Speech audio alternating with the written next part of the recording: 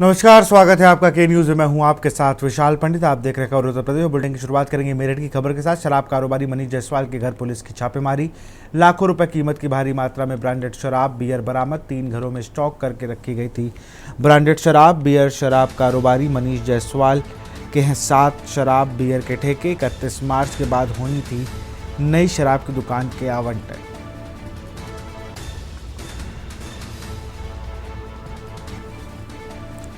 31 मार्च के बाद होने थे नई शराब की दुकानों के आवंटन।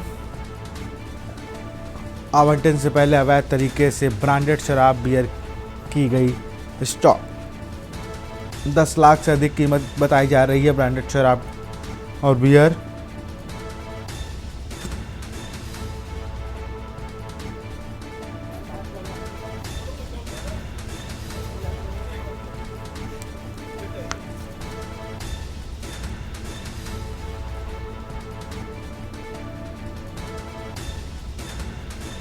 शराब कारोबारी मनीष जायसवाल से पुलिस ने की पूछताछ। सीओ सदर के नेतृत्व में अबू लेन पर स्थित घरों पर छापेमारी। मेरठ शराब कारोबारी मनीष जायसवाल के घर पुलिस की छापेमारी। लाखों रुपए कीमत की भारी मात्रा में ब्रांडेड शराब बरामद। 3 घरों में स्टॉक करके रखी गई थी ब्रांडेड शराब बियर।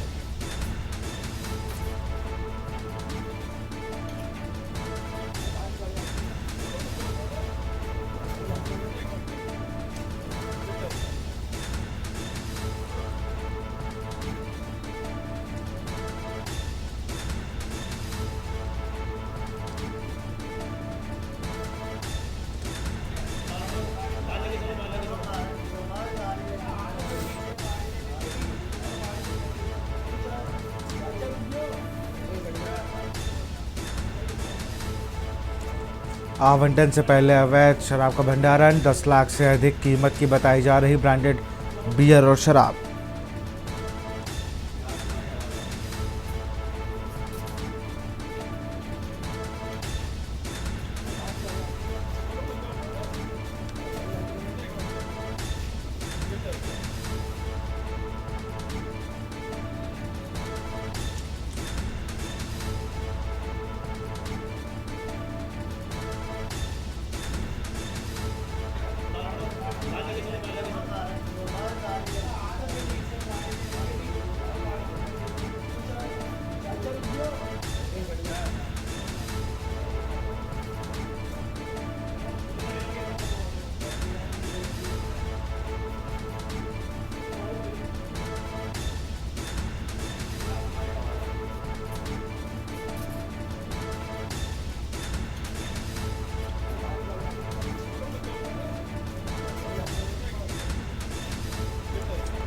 शराब कारोबारी मनीष जायसवाल के यहाँ छापेमारी। आवंटन से पहले अवैध तरीके से ब्रांडेड शराब बियर की गई स्टॉक।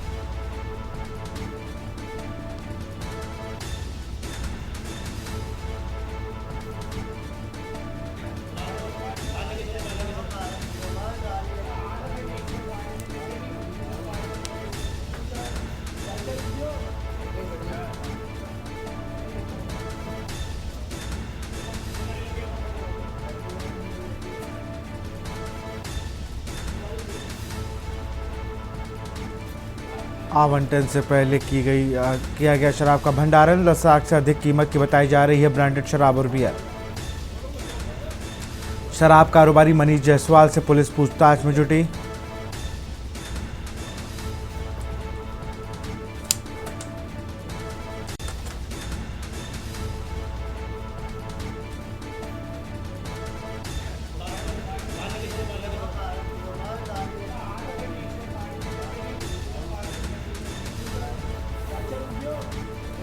3 घरों में स्टॉक करके रखी गई थी ब्रांडेड शराब और बियर।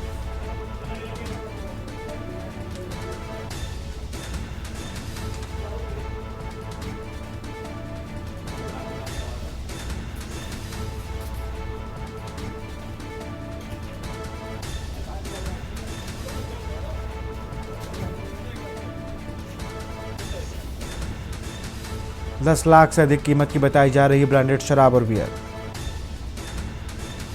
शराब कारोबारी मनीष जायसवाल से पुलिस जांच में जुटी।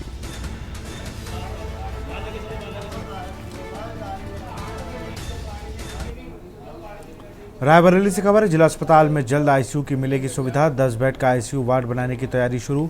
वेंटिलेटर के साथ बेड पर ही ऑक्सीजन की होगी व्यवस्था, साथ ही हार्ट मीटर की भी बेड पर ही होगी व्यवस्था। मरीजों को खाना व दवा देने के लिए फीडिंग ट्यूब्स की व्यवस्था। बच्चा वार्ड के बगल में आईसीयू वार्ड स्थापित करने का कार्य शुरू। स्वास्थ्य महानिदेशक ने आईसीयू संचालित करने के दिए निर्देश। वेंटिलेटर को संचालित करने का डॉक्टरों व स्टाफ को दिया जाएगा प्रशिक्षण। जिला अस्पताल में आईसीयू की सुविधा उपलब्ध होने से मरीजों को मिलेगी राहत।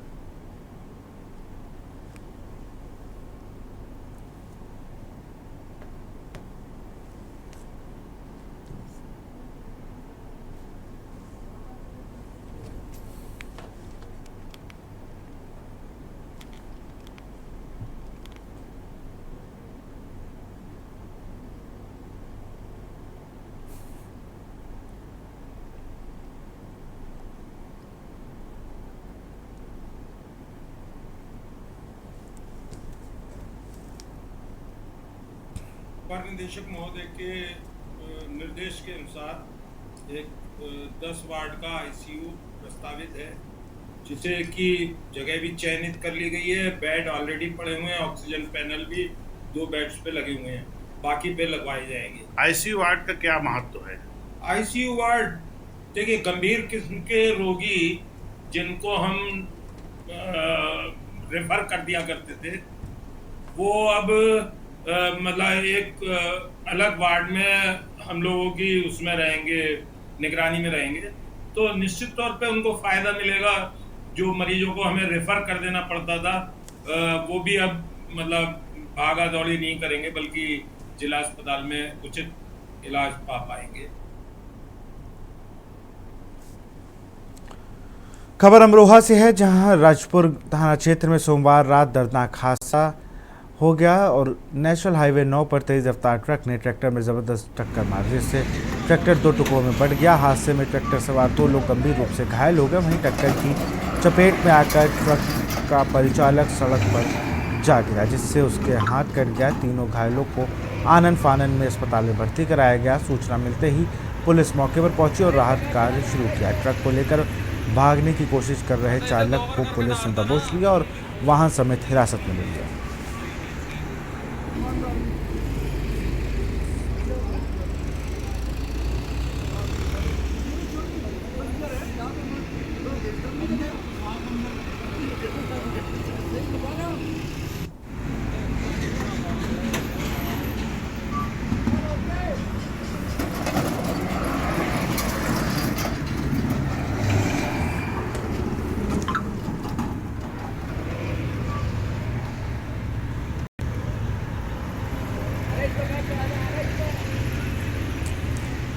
इसे 2 बार करके डालता ना।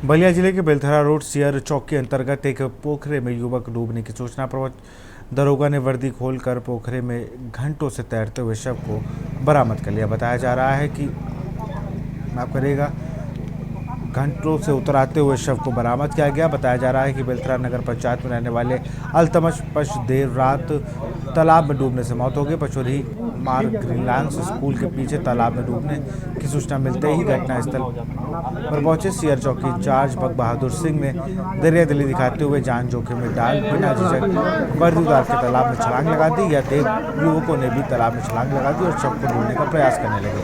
कुछ ही देर में सीआर चौकी इंचार्ज शव को ढूंढ लिया और शव को लोगों की मदद से बाहर निकाला, जिसके बाद पोस्टमार्टम के लिए शव को जिला चिकित्सालय भेजकर अन्य कार्रवाई में जुट गई।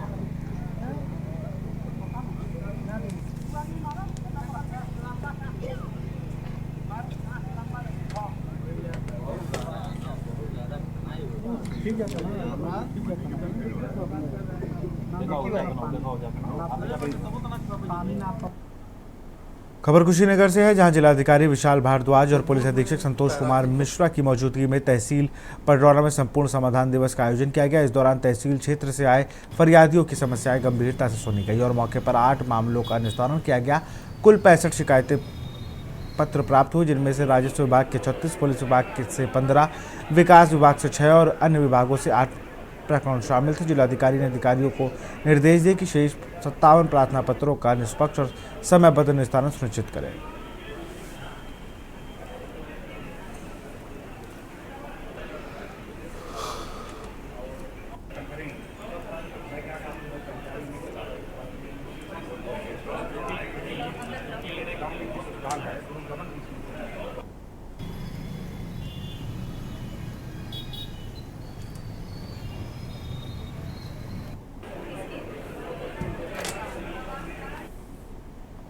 सहारनपुर थाना सरवा क्षेत्र में उस वक्त सनसनी फैल गई जब देर शाम को एक फाइनेंस कर्मी को बदमाशों ने लूट के बाद गोली मारकर मौत के घाट उतार दिया। दरअसल ये मामला इलाके के चिलकाना रोड का बताया जा रहा है, जहां सोमवार की देर शाम को करीब 10:30 बजे बाइक सवार बदमाशों ने माइक्रो फाइनेंस कंपनी से काम करने वाले 2 भाइयों को गन पॉइंट पर लेकर लगभग 6 लाख की नकदी लूट ली और लूट का विरोध करने पर एक भाई को गोली मारकर हत्या कर दी। बदमाशों के द्वारा मृतक आशीष के द्वारा लूट का विरोध करने पर पैर में गोली मारी गई, लेकिन जब बदमाश नकदी लूटकर भागने लगे तो एक बदमाश को आशीष द्वारा पहचान लिया गया, जिसके बाद दोबारा उस बदमाश द्वारा वापस आकर मृतक आशीष को छाती में गोली मार दी। वहीं मृतक के भाई द्वारा घायल अवस्था में उसे इलाज के लिए राजकीय मेडिकल कॉलेज लाया गया, लेकिन तब तक उसकी मृत्यु हो चुकी थी।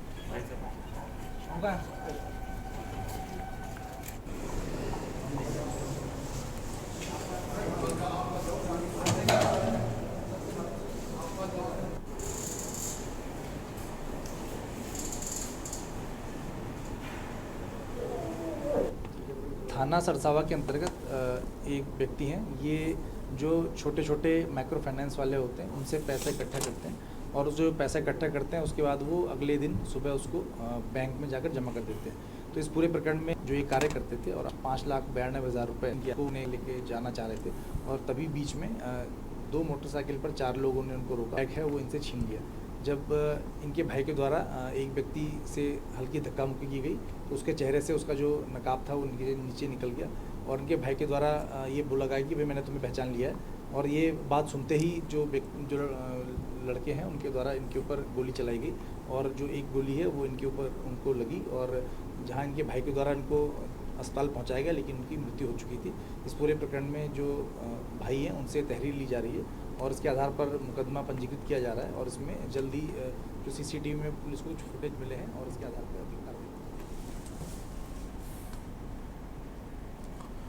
कायमगंज नगर सीमा से सटे ग्राम सुभानपुर में स्थित हाजी लियाकत हुसैन खान के आवास पर हर वर्ष की भांति इस वर्ष भी हज यात्रियों के लिए प्रशिक्षण कार्यक्रम आयोजित किया गया। कार्यक्रम की शुरुआत कुरान करीम की तिलावत से हुई, जिससे पश्चात देश भर से पधारे विशेष हज ट्रेनर से हाजियों को हज के अरकान, दुआएं, नियम और सावधानियों की विस्तृत जानकारी। दिल्ली से आए हज कमेटी ऑफ इंडिया के मास्टर ट्रेनर मोहम्मद मोनीस खान ने प्रोजेक्टर के माध्यम से हज के स्थानों और प्रक्रियाओं को समझाया। वहीं जिला हज ट्रेनर हाजी अनस खां व master trainer doctor Mohammad Mohsin Ali ने एहराम बांधने का तरीका बताया। फिरोजाबाद से आए मुफ्ती मौलाना आदम मुस्तफ़ा ने कुरान और हदीस की रोशनी में हज के अरकान बताए। इस आयोजन में प्रधान सलमान उर्फ छाम खान, नईम खान, मन्नान खान, जावेद खान, कलीम खान, ताबिश खान समेत कई लोगों ने व्यवस्थाएं संभाली।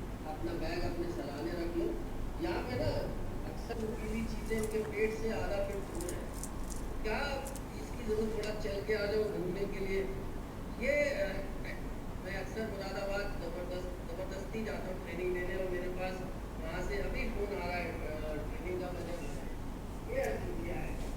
और ये दरअसल हज कमेटी का ऑफ इंडिया का ये निर्देश है कि जो भी हाजी हिंदुस्तान से जाएंगे उनका प्रशिक्षण जो है ट्रेनिंग प्रॉपर तरीके से होनी चाहिए। और बहुत सालों से हम ये काम कर रहे हैं मोहल्ला सुभानपुर में लियाकत चचा के यहाँ पर। और इस साल जो प्रोग्राम हो रहा है ना, ये हर साल की तरह दूसरे ट्रेनिंग प्रोग्राम से अलग होता है। इसमें हम वीडियो और फोटोग्राफ्स और प्रोजेक्टर की मदद से हाजियों को जो वहाँ पर परेशानियाँ पेश आती हैं उनके बारे में उन्हें बताते हैं, दिखाते हैं, और उनके सॉल्यूशन भी हम बताते हैं। तो ये एक तरह का अलग से एक कैप्सूल डेवलप किया गया है हाजियों की ट्रेनिंग के लिए।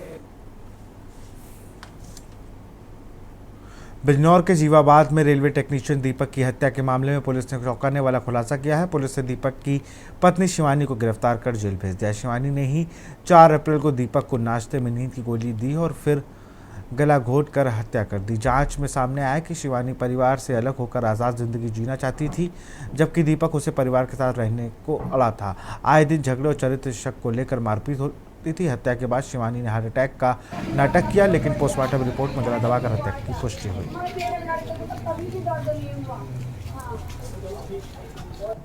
अगर उन तक हमारी वीडियो जा रही हो तो देख लियो और सुधर जाइयो सालो तुम। वो अकेली नहीं है, उसके साथ में और भी हैं।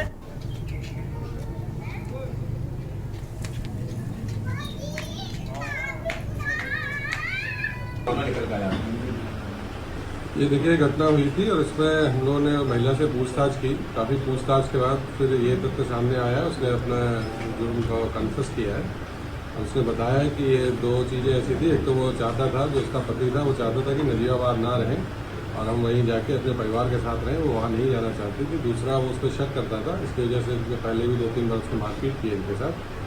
घटना वाले दिन इसने 4 नींद की गोलियाँ जो रखी हुई थी वो उसको नाश्ते में मिला के दे दिया था चाय में। उसके बाद वो थोड़ा बेसुध जब अचेत सा हो गया, पूजा करने बैठा तो वो गिर गया था नीचे। तो इसने फिर उसको उसी दौरान इसका गला दबाया। इसमें मेरे भाई की हत्या करी गई है। उसमें आरोपी जो है मेरी भाभी है। आपके भाई का नाम क्या है? मेरे भाई का नाम दीपक कुमार है। कहाँ रहता था? वो यहीं पर नजीबाबाद रह रहा था। 1 महीने से सरकारी जॉब करता है रेलवे में। रेलवे में जी। फिर आपको जानकारी कैसे हुई? मेरे पास में मेरी भाभी की कॉल आई 1:01 पे 4 तारीख को कि आपके भाई का दौरा होने के कारण उनके बीमार है, आप जल्दी आ जाओ। फिर आगे जब मैं सरकारी अस्पताल में गया तो वहाँ पे जाके मैंने देखा कि मेरे भाई की मृत्यु हो चुकी है। अच्छा, हत्या की जानकारी आपको कैसे लगी? हत्या की जानकारी मैंने जब अस्पताल में जाके पोस्टमार्टम करवाया, वे मना कर रही थी कि पोस्टमार्टम मत करवाओ। फिर हमने देखा कि भाई पोस्टमार्टम कराना ज़रूरी है, क्योंकि मेरे भाई को कोई प्रॉब्लम नहीं थी। सरकारी जॉब था, 2 जॉब करी उसने, और क्या कहते हैं फोर्स में भी नौकरी करी है। आपकी भाभी का नाम क्या है? मेरे भाभी का नाम शिवानी नाम है। इस समय कहाँ पर है? वे इस टाइम में जो है थाने में है। अच्छा, आप क्या चाहते हो? मैं चाहता हूँ कि मेरा निष्पक्ष सारी चीज़ें हों, सारी जांच हो सही तरीके से, और जो भी दोषी है उसे हमें बस फांसी की सजा हो। कभी तालों के लिए मशहूर अलीगढ़ अब शिक्षा की रोशनी से जगमगा रहा है। एक केंद्रीय, 2 विश्वविद्यालय और सैकड़ों शिक्षण संस्थानों के साथ अलीगढ़ अब देश दुनिया के छात्रों का पसंदीदा तालीमी ठिकाना बन गया है। AMU और मंगल यतन जैसे संस्थानों ने शहर को नई पहचान दी है। जल्द ही अल बरकात विश्वविद्यालय भी इस सफर में जुड़ सकता है। अब अलीगढ़ ताले नहीं, तालीम के लिए जाना जा रहा है।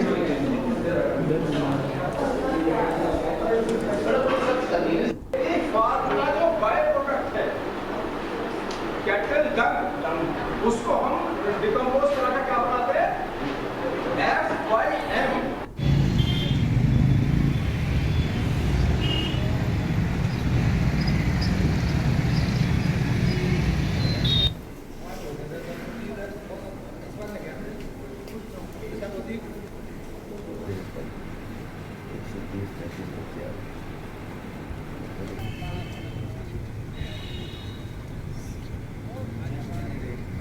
देखिए, अलीगढ़ को मैं कहूँगा, देखिए प्राइवेट मतलब सेंट्रल यूनिवर्सिटी है, स्टेट यूनिवर्सिटी है, डीम्ड यूनिवर्सिटी यहाँ पर मौजूद है। तमाम जो है आगरा के कॉलेजेस मौजूद हैं। सो डेफिनेटली अलीगढ़ में एजुकेशन का एक प्रॉपर माहौल तो है। उसकी खूबसूरत और सबसे इम्पॉर्टेंट वजह ये मुझे मालूम पड़ती है कि यहाँ की जो लोकेलिटी है ना, वो बहुत कनेक्टेड है, लखनऊ से कनेक्टेड है, ख़ास तौर पे सेंटर दिल्ली से बहुत कनेक्टेड है। और एजुकेशन के मामले में दिल्ली से बेहतर क्या जगह हो सकती है। तो लोग यहाँ पर कहना चाहिए एक तरीके से कंपैरेटिवली सस्ती एजुकेशन और एजुकेशन का एनवायरनमेंट और कनेक्टिविटी की वजह से बहुत ज़्यादा जुड़ते हैं।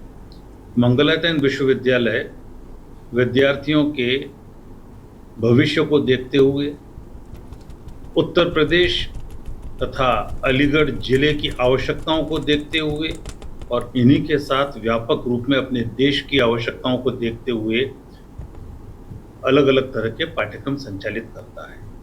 मंगलायतन विश्वविद्यालय अपने पाठ्यक्रमों को प्रारंभ करने के पूर्व इस बात से सुनिश्चित करता है कि उन पाठ्यक्रमों में अध्ययन करने के पश्चात विद्यार्थी सक्षम हों, वे जॉब प्रोवाइडर बन सकें, वे जॉब क्रिएटर बन सकें, वे अच्छा जॉब प्राप्त कर सकें और इन सब के साथ बहुत ही सकारात्मक दृष्टि के साथ जहाँ पर भी खड़े हों काम करें, वहाँ अपने विषय ज्ञान तथा कौशल को इस प्रकार से काम में लें कि हमारा देश तरक्की करे, हमारे समाज की आवश्यकताओं की पूर्ति हो तथा समाज शिक्षित हो।